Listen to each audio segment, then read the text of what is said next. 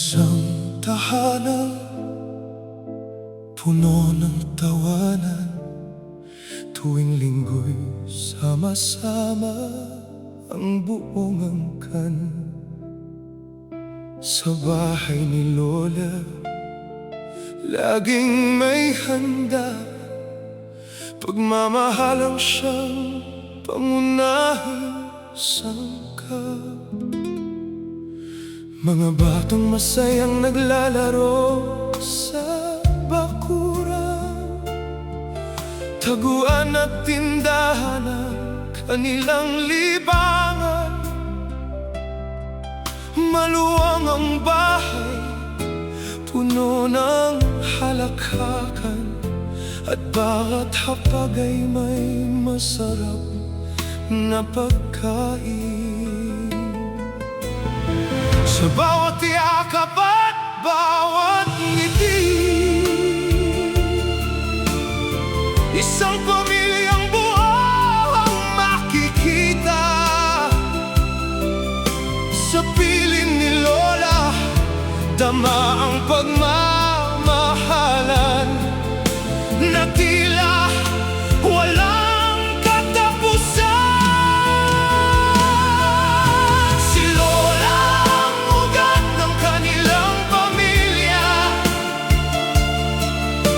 siyang nagbuklod sa bawat isa. Ngunit nang dumating ang araw ng pamamaalam, nagbago ang lahat sa isang iglap. Ang dating tahanang puno ng tawanan, naging tahanan ng mga alaala. At ang pagmamahal ni Lola habang buhay nang nakaukit sa kanilang puso.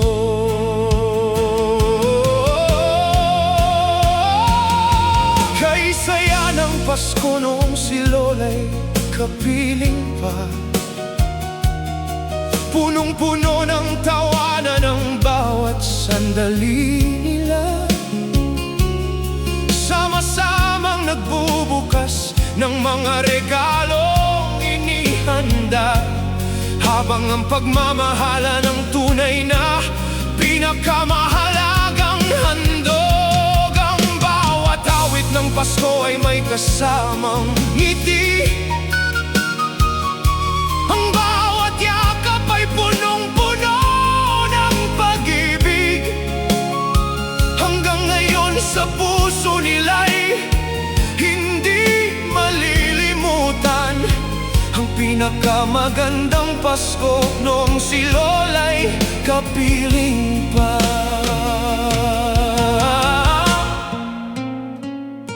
Ngunit isang araw, dumating ang di inaasahan. Biglang nagkasakit si Lola at tuluyang nagpaalam.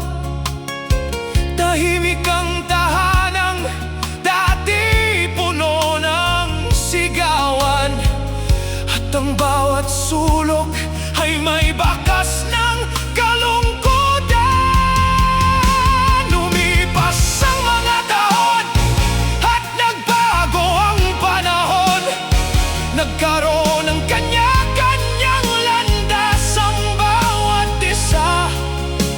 Ang dating magkakalapit ay unti-unting nagkalayo, dahil wala na ang pusong nagbubuklod sa kanila. Sinasabi nilang ang isang lola ay parang ugat ng puno. Kapag matibay ang ugat, luntian ang bawat sanga. Kapag ito'y nawala, nag-iiba ang anyo ng buong puno. Ngunit ang pagmamahal na kanyang itinanim, patuloy na namumuhay sa puso ng bawat apo.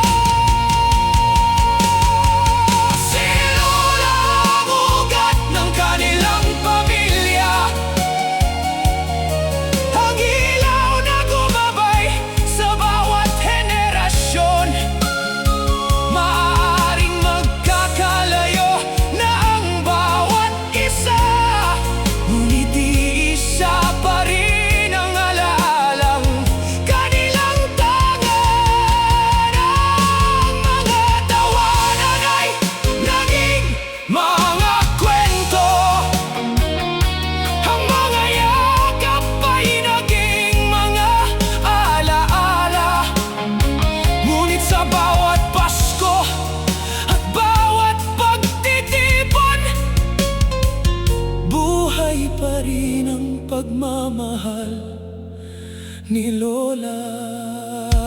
May mga tahanang nagbabago sa paglipas ng panahon.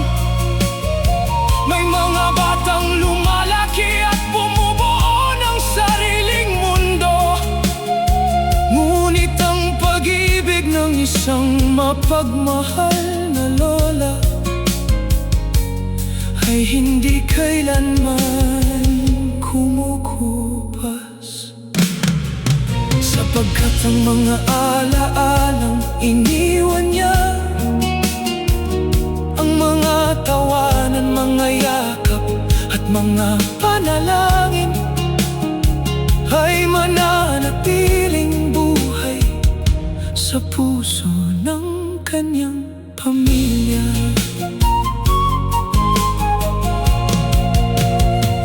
Magpakailanman